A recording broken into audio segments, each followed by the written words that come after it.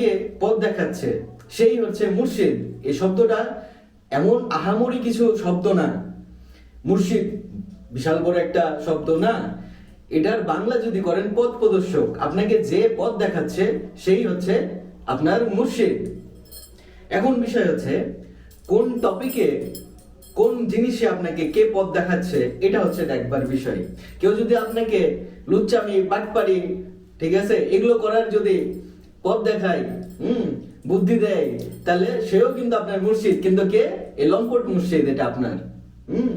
আপনাকে আল্লাহ তাআলাকে পাওয়ার, আমল আজগার ঠিকভাবে চলার এবং ঠিকভাবে জীবন জীবিকা করার এবং কোরআনকে বুঝিয়ে দেওয়ার এবং বাস্তবিকভাবে ইবাদতকে কায়েম করার যে পথগুলো যে যিনি দিচ্ছেন, সে হচ্ছে আপনার ধর্মের মুর্শিদ। মানে আপনাকে ধর্ম শিক্ষা দিতেছে, আল্লাহ তাআলার শিক্ষা দিতেছে। আল্লাহ